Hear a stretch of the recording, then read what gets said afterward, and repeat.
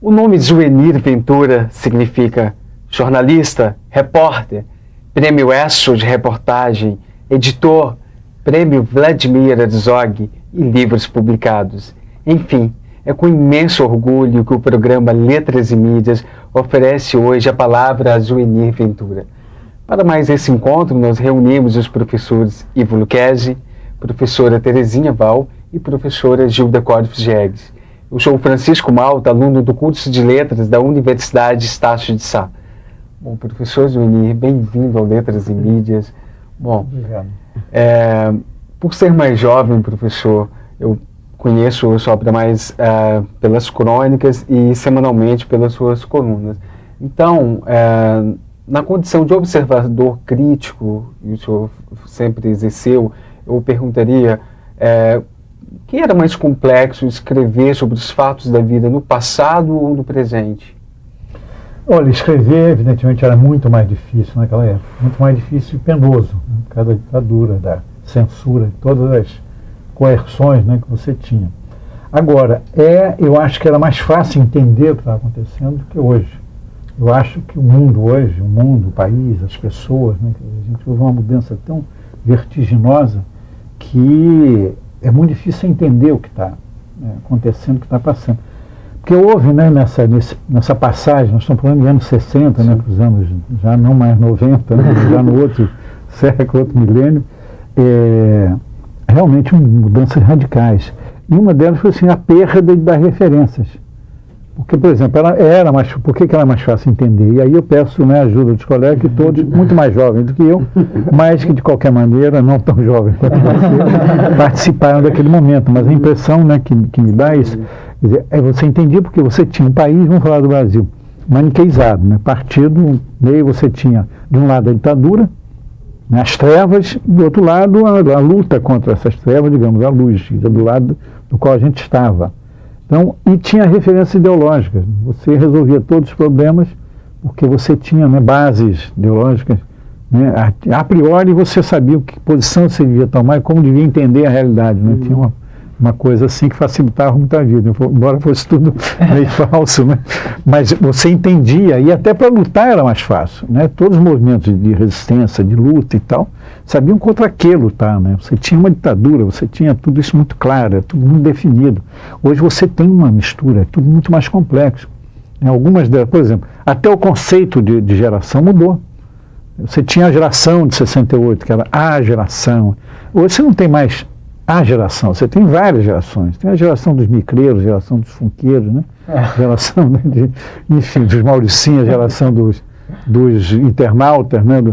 Enfim, sabe, tudo isso é mais difícil. Além do que, quer dizer, você ouve nesse processo todo aí um certo, sei lá, um individualismo crescente, né? Você hoje está muito mais preocupado com seu umbigo do que com outro, com a sociedade, com a justiça. E é tudo mais difícil mesmo, tudo mais complexo.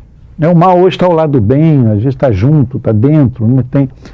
Então isso acho que transforma hoje a análise, a observação, o entendimento do mundo, uma coisa realmente complicada. Além do que, essa avalanche de informação, ela acaba produzindo quase que, a gente poderia dizer, um tipo de censura, né?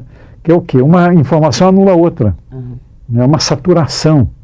Você fica, né, com uma espécie quando se come muito, como é que se diz? Indigestão. Ingestão de informações. Né? Você tem a toda hora informação. Eu acho que hoje o melhor jornal, enfim, o melhor veículo que a gente poderia fazer seria não mais de informação, mas de explicação. Né? Eu quero muito mais hoje explicação do que informação. Ao contrário, nós tínhamos antes que a carência de informação. Né? A gente lutava nos anos 60, tinha uma censura que cortava, né? Que tirava a informação. Hoje você tem, digamos, tipo de censura, a palavra é forte, eu boto entre aspas, Mas qual é? É a do excesso de informação. Hoje tem um excesso de informação e tem pouca explicação. Muito a propósito, gente, da tua fala, né, desse maniqueísmo, dessa perda de referências, há uma epígrafe na tua obra Crônicas de um Fim de Século, em que tu fazes uma pergunta que eu acho muito interessante. Afinal, o Brasil é um país do futuro ou estaria à beira do abismo? Pois é, brincando a gente pode dizer que esse país, né, ele é maior do que todos os abismos, ele está à beira do abismo, já está há muito tempo, eu acho que não tem mais perigo de cair, né, ele é sempre maior.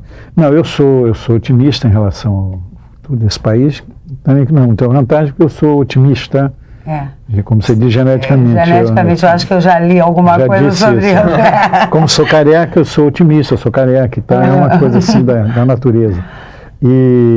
Então, não, mas a sério, eu acho que isso que acontece, que está acontecendo, né, a gente olha em volta e como é que pode ser otimista, né, diante de um quadro, né, de crise como esse, né, de crise social como a gente nunca teve, né, quer dizer, questões, problemas econômicos, como é que pode, né, de susto, a gente vive hoje, né, a gente vive hoje realmente de susto em susto, essa é realmente a melhor definição, Terezinha. E agora, eu acho que são acidentes de percurso. Eu acho que você não tem aqui no Brasil nenhum dos problemas insolúveis, não tem um problema insolúvel no Brasil. Como você tem, por exemplo, vamos pensar no primeiro mundo, a Europa Central, por exemplo. Você tem uma questão étnica, né? Em que as pessoas se matam nem por causa de cor, né? Por causa de sangue, que acham que tem sangue diferente, que o sangue que debaixo da pele, né, tem diferença de sangue. E quer dizer, a gente tem racismo, a gente tem, né, toda a miséria, a gente tem tudo isso. Agora, eu acho que nada que não pudesse ser resolvido, né? Nada que você pudesse... Isso é insolúvel, como essas questões, as questões do fundamentalismo, por exemplo, religioso. A gente realmente não tem esses grandes impasses assim, que você diz, bom, não tem saída. Não há nada que você não possa resolver nesse país com dinheiro, com recurso, com vontade política, né? Enfim, com tudo isso que a gente sabe. Então, o dia que, eu acho que um dia, ele já melhorou apesar de tudo. A gente estava falando agora em 68 e tal, né? A gente olha para trás, pode ter uma visão idealista, achar que o país, né, enfim, aquela geração, agora o país subvai, era muito pior. Claro, hoje você tem um país que é um nervo exposto. Naquela época, né, os saudosistas, né, da ditadura dizem, mas naquela época não tinha corrupção. Como não tinha? Tinha muito mais. Só que você não sabia. Você não podia saber porque a imprensa não podia dizer. Hoje você sabe de tudo o que está acontecendo nesse país. Sabe de tudo. O que até dá um mal-estar, porque é uma chaga aberta, né? E, enfim, você vê todos os podres, você vê um país... Mas é melhor assim do que você tentar, né, tratar isso botando esparadrapo, né, ou tentando tapar, como se fazia, né, naquela época. Então, sob esse aspecto, claro que melhorou. Agora, tem, por exemplo, uma questão aí que é dramática, se não trágica, que é a da justiça social. Quer dizer, nós conseguimos realmente restabelecer a democracia, né, lutar contra a ditadura, derrubar a ditadura, né, recriar instituições. Agora, a gente sabe também que essa democracia, sem justiça social, a democracia tem várias pernas, né? Quer dizer, não é só a liberdade de expressão, não é só, né, a liberdade de opinião. Você não pode ter um país com essa situação social que a gente tem, com essas distâncias sociais que a gente tem, né, com essas diferenças, né, que são gritantes, que são iníquas, né? Você não pode. Sabe que o grande perigo da democracia hoje, né, o futuro da democracia, o futuro desse país, é exatamente a questão social. Pode resolver? Claro que pode resolver. Vai ter que começar a resolver logo também. Agora, é um projeto, né, que tinha que ter hoje a maior urgência, tinha que ser um projeto nacional, né, tinha que ser algo como, né, sei lá, de salvação nacional. A gente tem que incorporar, né, essas massas, né, que estão fora desse processo. Né? Não passa pela questão mesmo da cidadania, desse conceito de cada um assumir seu lugar de cidadão. Quer dizer, mas o que é ser cidadão nessa situação de, né, insegurança, de sustos? Que é, né, uma coisa que deveria ser mais discutida pela sociedade, que eu não vejo assim muito, né? Determinam, né, esses conceitos, né? E não há uma... Eu acho, por exemplo, que é até uma coisa nova, ainda meio, né, incipiente, que é essa consciência da sociedade civil, de que ela precisa participar. Ou seja, você não pode repassar tudo para o governo. Já não, o governo resolve, eu pago o imposto, então ele resolve. Você vê que não é dessa maneira. Você tem que, né, trabalhar, ajudar. Você, como cidadão, a gente tem muita consciência dos nossos direitos de cidadania. A gente esquece que tem dever de cidadania também. E esse, em geral, a gente não. Então, mas é o conceito propriamente de cidadania que é negado ao homem nessa situação de injustiça. É isso, claro, não é? É verdade. Não, exatamente. Quando você não tem tem consciência de que é um cidadão. Você tem, exatamente, para citar o Rio de Janeiro. Eu escrevi hoje uma crônica que diz assim, você tem regiões aqui em que a República não chegou. Ou seja, aquelas conquistas, né, primárias, elementares, não chegam lá. Isso é um quinto da população do Rio de Janeiro. Então a discussão aí se é poder paralelo, não é poder paralelo, e as autoridades não gostam de falar de poder.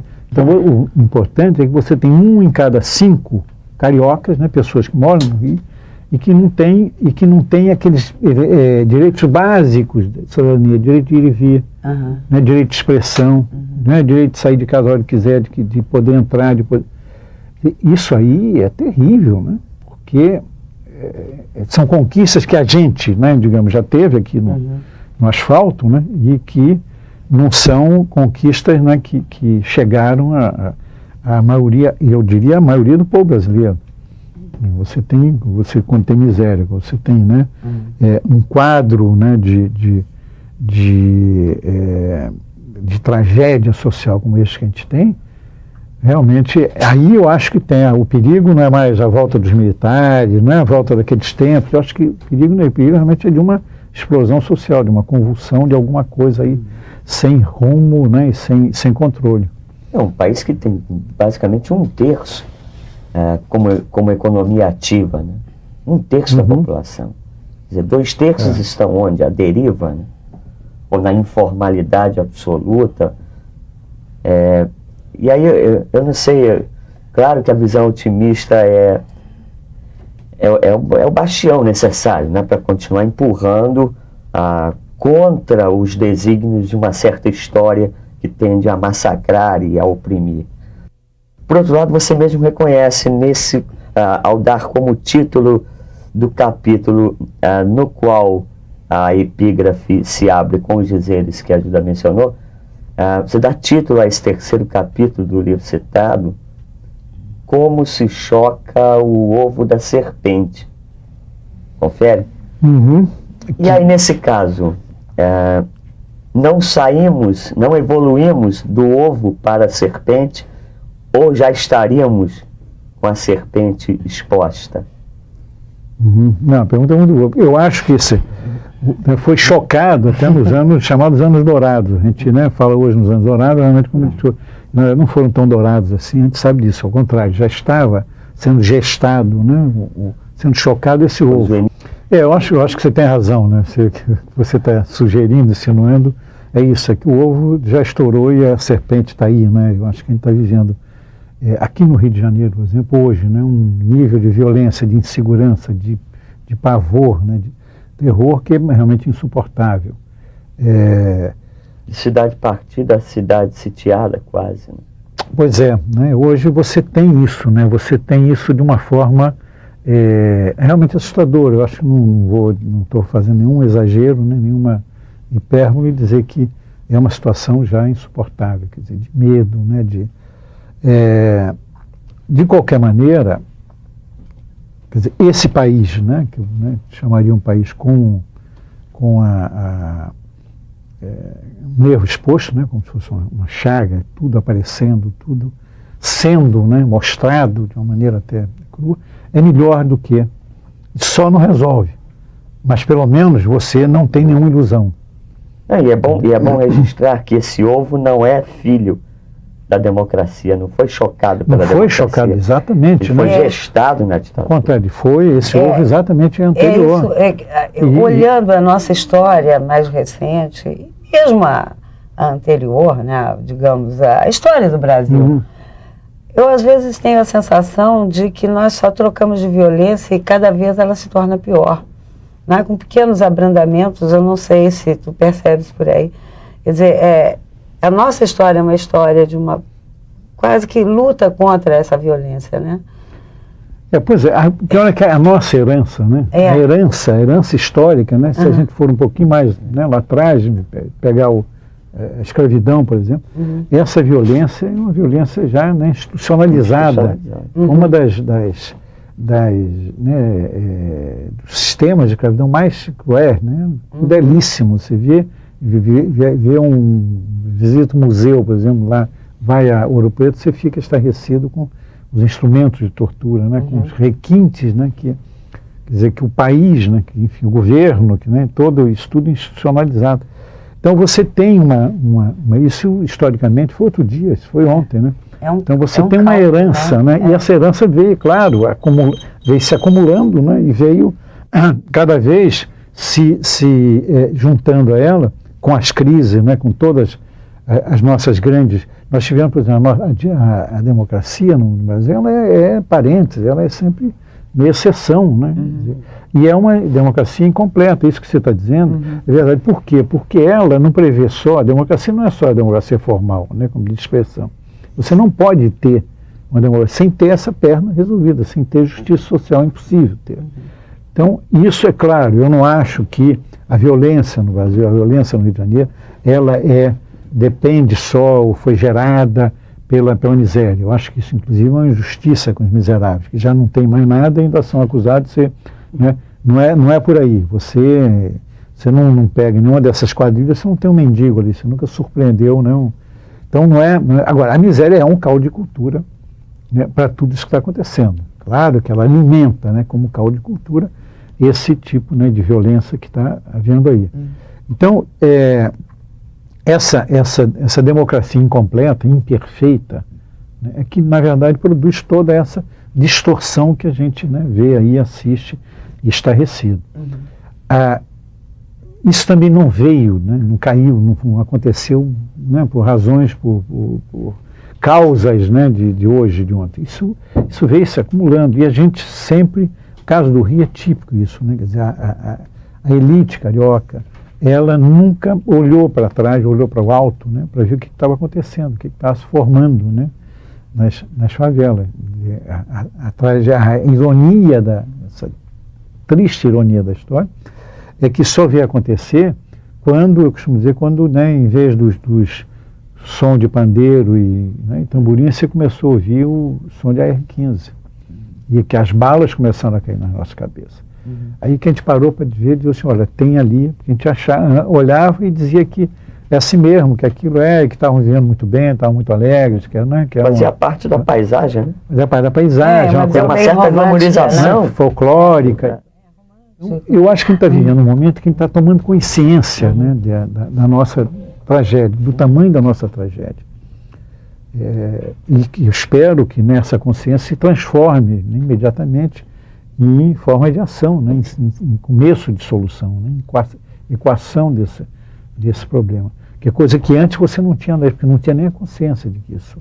A gente se surpreende a todo momento, né, com isso que está acontecendo no país, né, com essa violência. Eu acabei agora há pouco dizendo, não, o perigo é a explosão, né, disso tudo. Mas já está havendo aí, né, você já está, né, meio a uma guerra diferente, é uma guerra civil diferente das guerras civis tradicionais, onde, digamos, uma guerra pós-moderna, né, que entra guerra econômica, né, tem tudo aí misturado, difícil de combater, né, você não tem um inimigo ideológico, né, não tem, guerrilha atrás de guerrilha, sem nenhuma ideologia, né, enfim, isso tudo é muito novo e muito assustador, mas a consciência disso, saber que a gente está vivendo isso, é melhor do que antes, né, quando a gente olhava o ovo e não sabia que era de serpente.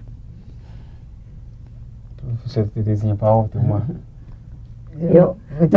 O que eu poderia perguntar, não estava preparando pergunta nenhuma, mas a questão é que eu vejo a injustiça social, a formação do cidadão a partir do que poderíamos pensar, né? Quer dizer, se a sociedade tem que assumir a sua responsabilidade, não seria também, em termos de um desenvolvimento, ou pelo menos uma atenção maior à questão propriamente da educação, Quer dizer, a pobreza não impede que haja educação. A miséria é a questão mais séria, e a miséria do conhecimento, né? Quer dizer, essa ruína que nos atinge a todos, atinge o miserável não sei quantas mil vezes mais, ou seja, em que número, em que proporção estaria, né? Então, não sei, eu acho, não é um idealismo, a questão da educação, nós somos professores, né? Então, eu acho que é uma necessidade, nós só somos porque nós sentimos a necessidade disso. Então, você tem toda a razão, tem toda a razão, quer dizer, não é nenhuma, enfim, uma idealismo, né, nenhum desejo humanitário, é uma necessidade econômica hoje, os países de desenvolvimento, né, todos os países, né, que alcançaram níveis, né, mais recentes de desenvolvimento, isso passou pela educação, quer dizer, não há possibilidade de você, né, conseguir... Pois é, por esse processo mesmo da história, né, esse desenvolvimento da educação, até propriamente a posição da mulher no mundo, né, veio a partir de uma luta muito forte, né? E essa mulher que antes só vivia reclusa, não falava, nem estudava, de repente está falando, está envolvida com as situações, né, da sociedade. Quer dizer, é um processo histórico, não é nenhuma novidade isso que eu estou dizendo, mas a saída pela educação. Por que é que o sistema não olha essa questão mais acentuadamente?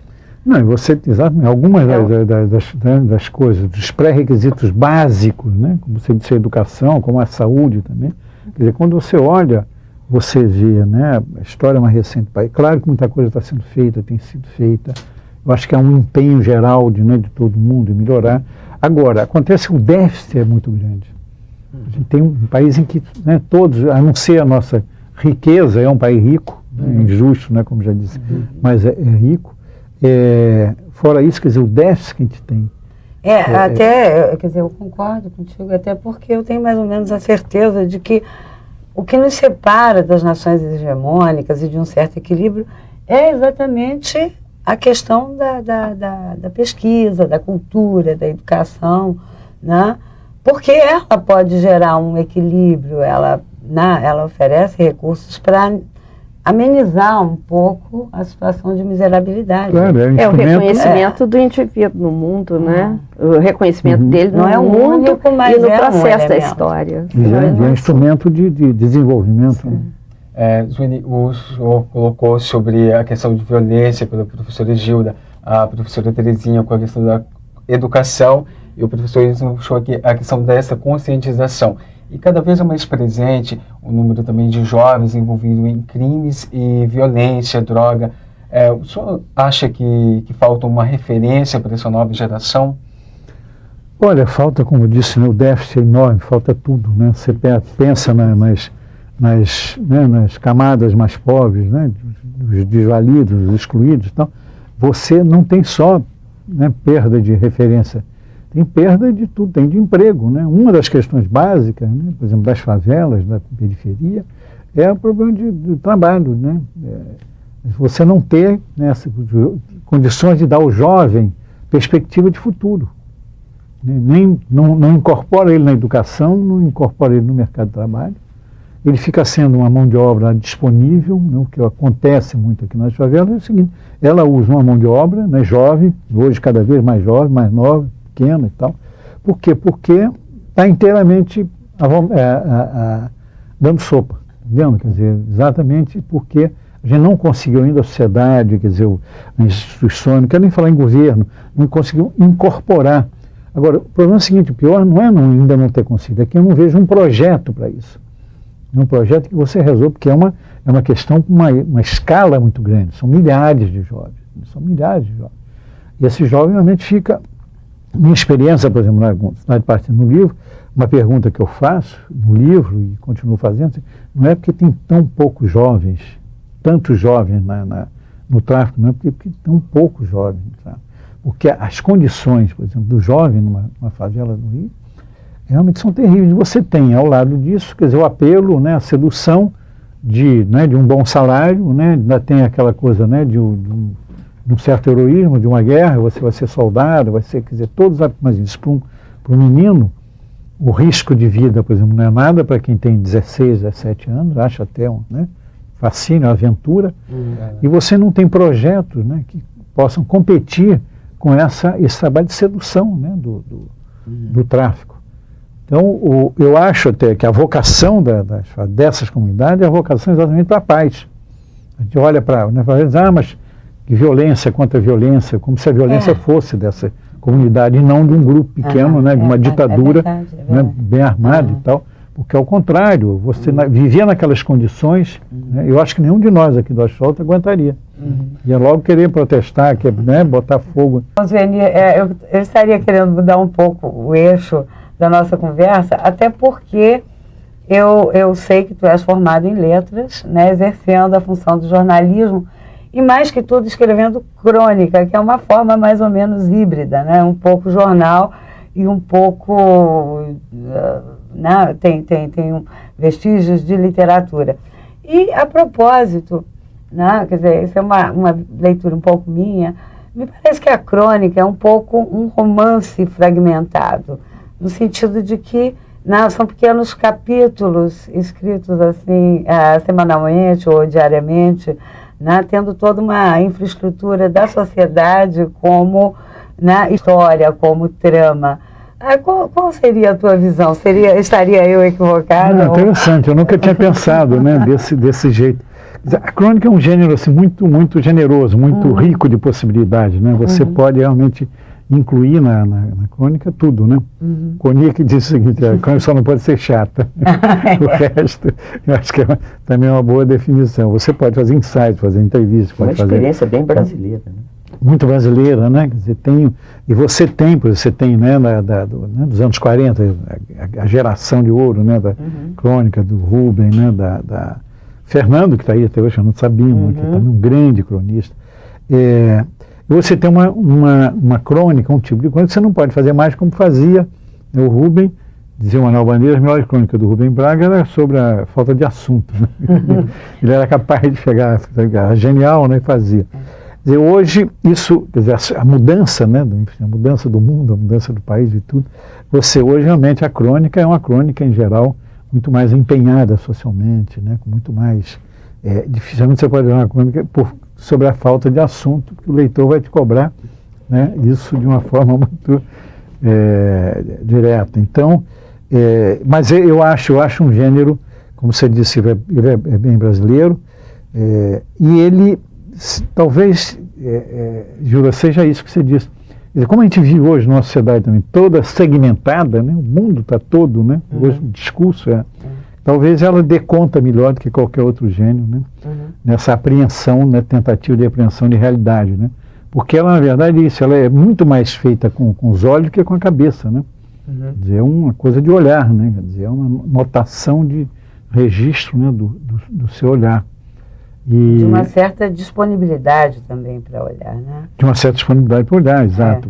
Você trabalha, né? Exato. Você olha, né, as coisas tentando ver aquilo o que é até difícil, porque o jornalista vê tudo, né? O repórter que faz.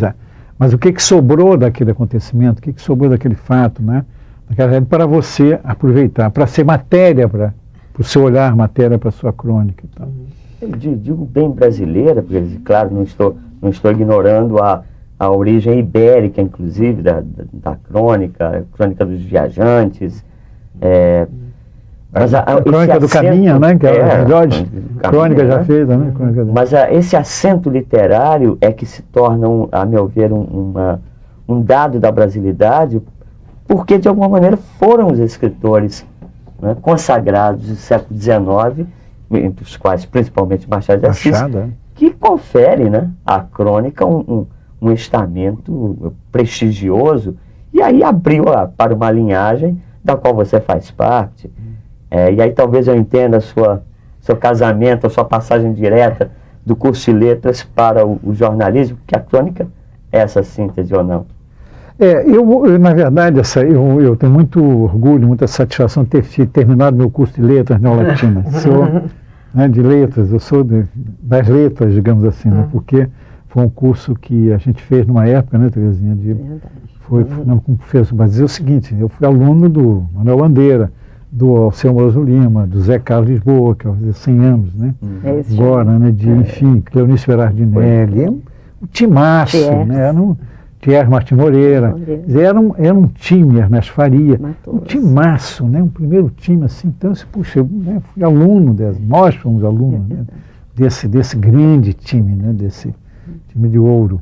E então essa interseção entre o jornalismo, na verdade, entrou na minha vida por acaso. Eu nunca pensei em ser jornalista. Hoje eu não consigo, né? Hoje faz parte da minha outra pele. Você hoje é o mestre Zu, né? Então eu tenho, sabe, pela letra, e até hoje me é útil a letra, porque eu acho que a minha vocação mesmo, era a vocação para dar aula. Aliás, eu dei aula até há pouco tempo, eu sempre dei aula, né, ao lado do jornalismo. Mas eu não sei porquê, mas foi um acaso. Por que eu fui fazer jornalismo? Jornalismo absolutamente por acaso. Mas, na verdade, eu depois descobri nesse processo que eram duas profissões complementares, né, duas coisas. E quem me levou para o jornalismo foi o Elcio Martins, meu querido amigo, a quem eu devo, enfim, essa mudança de rumo. O Elcio era meu professor, trabalhava no arquivo do jornal da Tribuna da Imprensa do Carlos Lacerda, e ele gostava muito de mim. Aí me levou para lá e eu comecei a trabalhar no arquivo. Trabalhei algum tempo no arquivo, depois é que eu desci para a redação. Mas ele dizia o seguinte: não, você tem que escrever. Eu falei: que isso, escrever para jornal? De jeito nenhum. Não tem o menor jeito. Não, eu tenho que escrever, porque isso vai melhorar o seu estilo. Ele dizia assim: isso vai te dar uma disciplina. E é verdade, o jornalismo dá isso, né? O texto jornalístico é um grande disciplinador. Sobretudo na época que eu comecei, e que havia muito rigor de linguagem. Você, por exemplo, o Carlos Lacerda tinha uma cartilha, tinha um manual de jornalismo, um dos primeiros manuais, em que quase que proibia o uso do adjetivo. Né? Brincou dizendo que você, para usar um adjetivo, tinha que fazer um requerimento. Então, posso usar isso, um advérbio. Você trabalhava o quê? Quase que trabalhava só com substantivo e com verbo. E tem tudo a ver, você o quê? O sujeito, né? Enfim, aquele que faz a ação e a ação em si. Então, acabou sendo muito útil para mim aquilo que o Elcio dizia, e na época ele dizia, eu achava assim, não entendia por que o jornalismo podia fazer bem, né, enfim, um estilo, a sua maneira de escrever. E é mesmo, ele é muito, sabe, disciplinador, assim, você tem que ter economia de linguagem, você tem que, né, usar as categorias gramaticais com muito rigor e muito critério. Hoje não, hoje você tem até mais uma liberdade maior, né, de estilo. Mas esse rigor e esse critério, quer dizer, nessa questão do fragmentarismo, da ruína que nós vivemos na sociedade atual, né, contemporânea, quer dizer, isso aí vai te ajudar, né, a questão da economia dos adjetivos e tal, esse olhar mais centrado, talvez, no objeto a ser...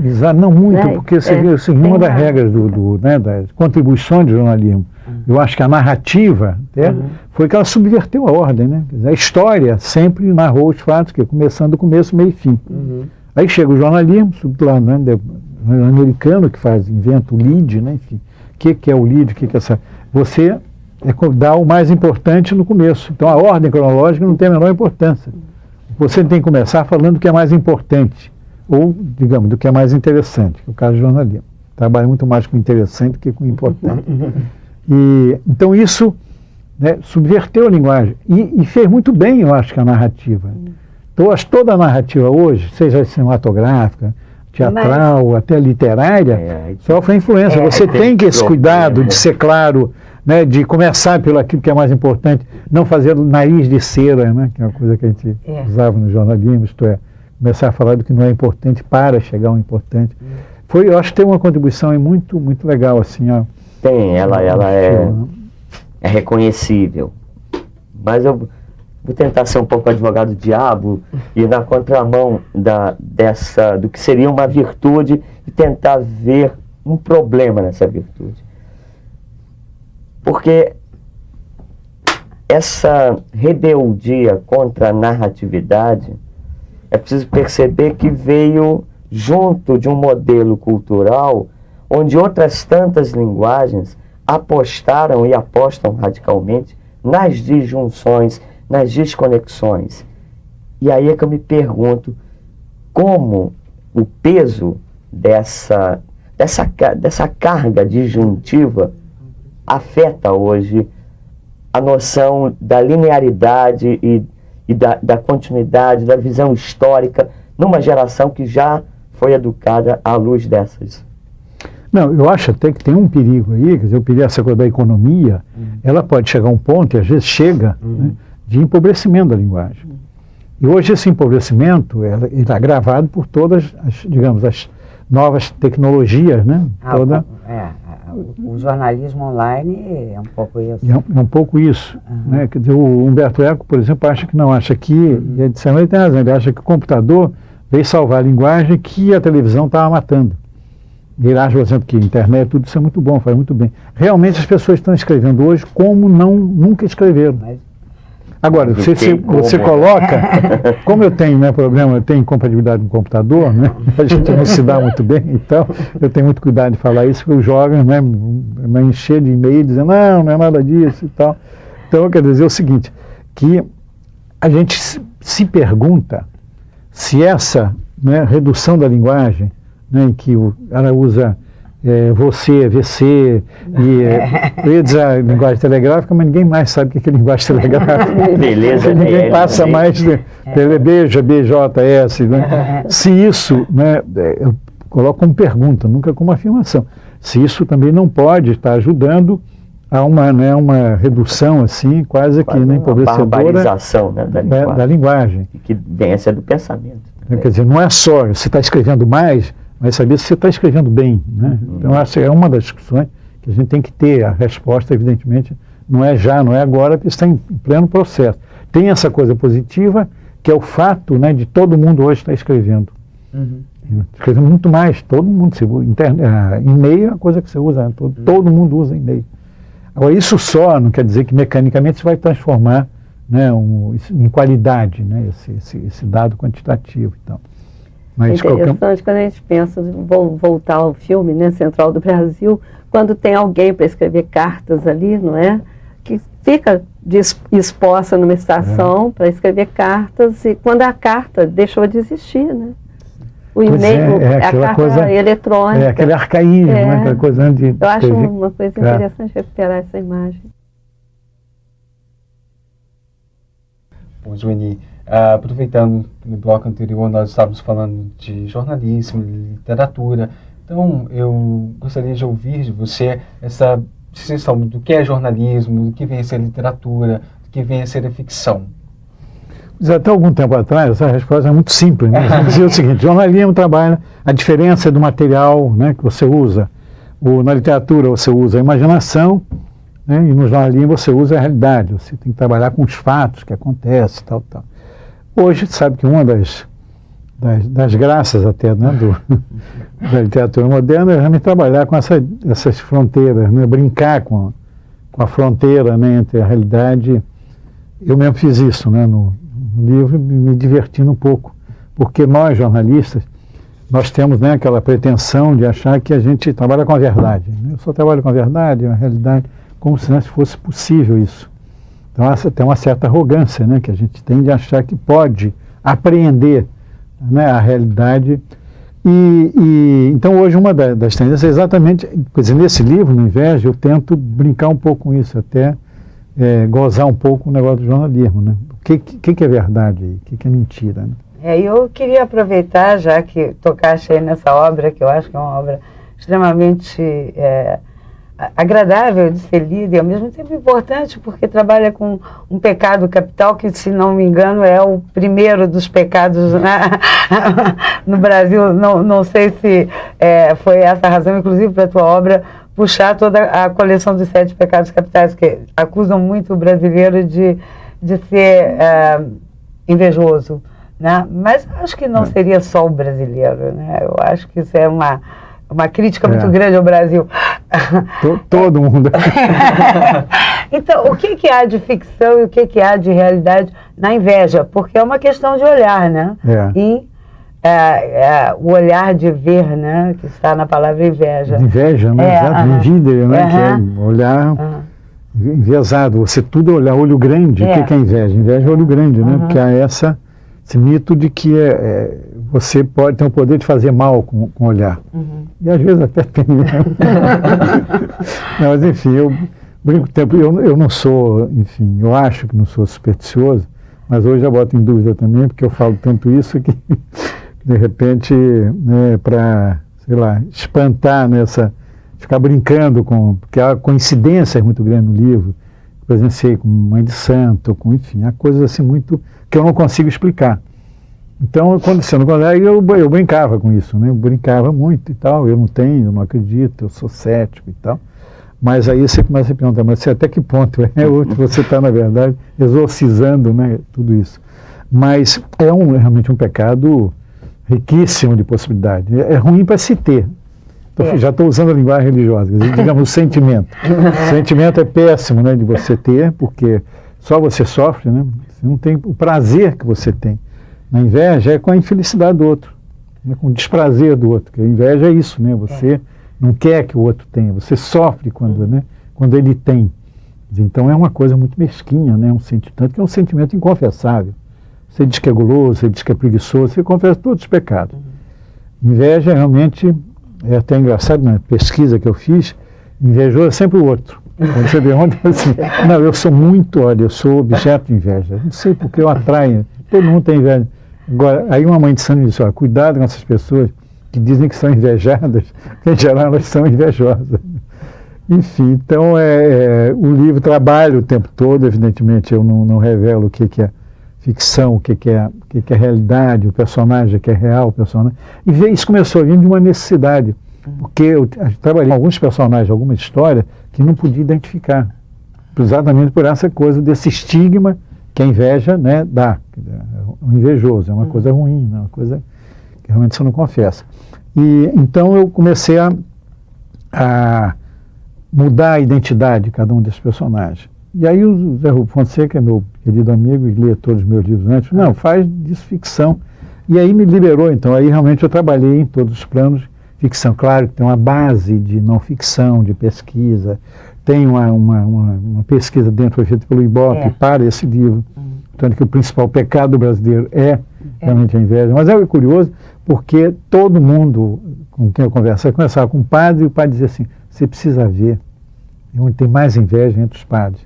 Aí chegava no táxi, ficava conversando com o motorista, sem falta, né, com falta de assunto, o que você acha da inveja e tal, quando eu estava fazendo o livro. Disse, olha, aqui a minha classe é mais invejosa. Né? Então todo mundo reivindica para a categoria, não para si, né? Quer dizer, ninguém é invejoso. Invejoso realmente é o outro. E trabalhar com esse tema foi, porque eu trabalhei assim em três espaços sociais, né? Quer dizer, os pais e mães de santo, com os padres, né, confessores, e com os psicanalistas, porque o passagem, já que é um sentimento inconfessável, onde é que esse sentimento se confessa?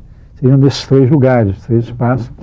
E aí foi muito legal, porque foi muito revelador para mim, quer dizer, eu aprendi muito fazendo essa pesquisa, né, esse trabalho de campo. Então, e é interessante mesmo quando você começa o texto, né, o livro, né, você está discutindo a questão do termo, né, inveja. Né? Não, porque exatamente, como tudo já tinha sido escrito sobre a inveja, eu falei, o que eu vou fazer? Eu não sou sociólogo, não sou antropólogo, não sou psicanalista. Eu sei contar a história, né, que é o que o jornalista sabe fazer. Então eu comecei, aí ocorreu essa ideia que facilitou o trabalho, que era fazer um livro sobre o livro. Então, na verdade, o livro é sobre alguém escrevendo um livro sobre a inveja, né, que eles chamam aí bestamente de making off e tal. Então é um pouco isso. Então aí eu conto e partindo também, se no jornalismo só interessa o resultado, né? Quer dizer, às vezes o repórter chega na redação e a melhor história ele não publica. Porque ele foi lá para entrevistar alguém, aí tropeçou, aconteceu uma opção de coisa muito mais engraçada, mais interessante, mas isso você não pode fazer, porque você não trabalha com o processo, você trabalha com o resultado. E eu quis exatamente trabalhar com o processo, como é que é os meus fracassos, né? Tendo que entrevistar alguém e não conseguir. Então ficou um livro dos bastidores, né, dessa feitura, e acabou sendo realmente um livro de alguém escrevendo um livro. Né? A inveja, no caso, em que aspecto ela se distancia da admiração, que também traz em si o olhar, né? Exatamente. Não, isso é curioso. Essa fronteira. Essa que é a fronteira. Porque quando eu digo assim, eu invejo, você inveja o seu trabalho, na verdade você está dizendo que tem admiração, isso não é inveja. Eu defendo até no livro, não existe inveja boa, toda inveja é má. Quer dizer, quando ela é boa, ela não é inveja, é admiração, que é diferente. E é curioso que você tem isso na medida em que a inveja se dá, o símbolo da inveja é a serpente, é ótimo, porque a serpente morde quem está perto. E a inveja, em geral, ela se dá de quem está perto, com um amigo, com um irmão, com, sabe, namorar o rival, o colega de trabalho, é sempre, né, um círculo muito próximo a você. Certo. E quando você se distancia, né, você aí, isso se transforma na verdade, admiração. Você diz que tem admiração por um grande cantor, por um grande artista, né, não tem.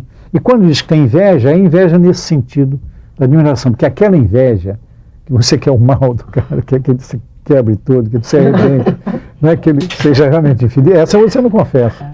Se você guarda para você, às vezes não confessa nem para você mesmo, né?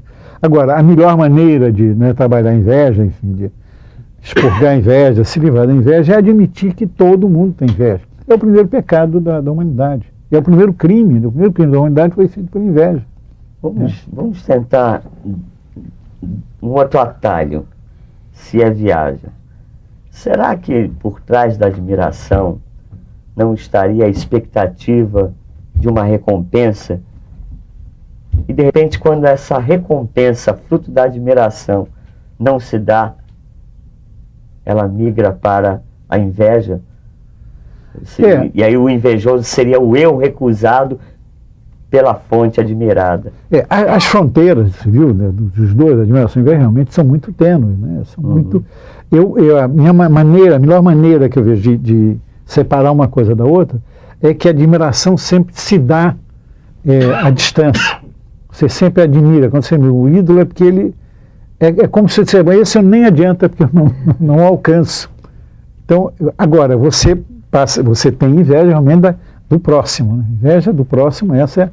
E a inveja, né, daquilo tudo que te cerca e tal. Agora, a admiração, realmente eu acho que é um pouco, talvez seja o quê? Um pouco isso que você sugere, o disfarce da inveja. Ou a sublimação, quem sabe, da inveja, né? Pode ser. É um tema realmente inesgotável, né? A gente fica discutindo e que interessa todo mundo, porque é isso, você nasce, né? Uma nasce com a inveja. Uma discussão minha com o Luciano Veríssimo, a gente brinca muito, que ele fez a gula, né? Ele disse que a gula é o primeiro pecado. Não, o primeiro pecado não é a gula, o primeiro pecado é a inveja. Porque, né, foi por causa da inveja que tudo aconteceu, né? E ela se dá em todos os níveis, acontece em todas as raças. A gula é o olhar no prato do outro. Pode dizer, o olhar, né, a inveja do prato do outro. O que é curioso, que ela dá em todas as classes. Quer dizer, não é entre os ricos também. Porque, na verdade, não é outra confusão é com a cobiça. Achar que a inveja... A cobiça é, na verdade, um desejo legítimo. Você deseja ter aquilo que você não tem. Essa é a definição da cobiça. Agora, a inveja, na verdade, você não quer ter, você não quer o que o outro tenha. Essa que é a sua, sabe, a sua grande preocupação. Então, você pode ser rico, nunca estará satisfeito com o que o outro tem. Entraria aí a questão da aparência, né? Você se aparentar, você pode causar até a inveja, você não precisa ser. Entra a questão de uma falsidade. Claro, né? Tanto que o ostracismo vem disso, né? Era a maneira de preservar alguém, quando se destacava muito, ele ia levado para o ostracismo para se esquecer um pouco, para não ser vítima dos olhares invejosos. Né? Isso acontece muito. Quando você está em exposição, você produz, né, quer dizer, a visibilidade, e aí mais uma vez o olho e tal, ela provoca, né, desperta, estimula a inveja, né? Se a gente desenvolver isso socialmente, né, quer dizer, a aparência de uma sociedade bem posta, né? O impasse hoje é justamente um problema isso, né? social aí, né? Como manter uma sociedade de consumo que precisa exibir o objeto e sabedor de que quanto mais exibir esse objeto, mais vai detonar a espiral da violência da parte daqueles que não têm. Agora, há uma confusão muito grande entre a inveja e a cobiça, né? Muito. Quer dizer, tudo isso às vezes que a gente fala, achando que a inveja é a cobiça. E a cobiça não é nem pecado, né? A cobiça é um pouco isso, você querer ter aquilo que você não tem, você tem direito a ter. É uma ambição legítima. Você pode, uma ambição legítima, né? Imagina, você querer ter melhores condições de vida, você querer melhorar a sua vida, melhorar a sociedade, mas melhorar... Mas cobiça não entra num nível mais de desejo, e cobiça com uma conotação mais pejorativa? Não, cobiça né, sobretudo desejo, né? Coisa que na inveja não se dá dessa maneira, né? Porque, na verdade, é o desejo perverso, né? É a perversidade do desejo, né? É a degradação do desejo. Você, né, querer realmente a infelicidade do outro, né? Coisa de... É isso aqui, né? Que faz que a única coisa que dá, digamos, prazer, a inveja, né, é essa perversão. É tão primordial, como você diz, que a inveja nasce no paraíso. Lúcifer era o emissário das luzes, o mais bonito, né, dos anjos, e ele, né, é picado pela inveja. Então, não é porque faltava a ele condições, beleza, é por isso, é porque você não satisfaz com o que você tem, você não quer, na verdade, não interessa o que você tem. Interessa, na verdade, o que o outro tem, e isso você não perdoa. Bom, Johnny, por estar falando desse mal secreto, estamos avisando aqui do término desse bloco. Então, o programa Letras e Mídias agradece imensamente a sua presença, aos nossos usuais participantes, a professora Terezinha Val, a professora Gilda Cosmes Diegues, ao professor Ivo Luquezzi. E agradecendo a todos vocês pela sua audiência e aguardando a todos para o nosso próximo encontro. Até lá!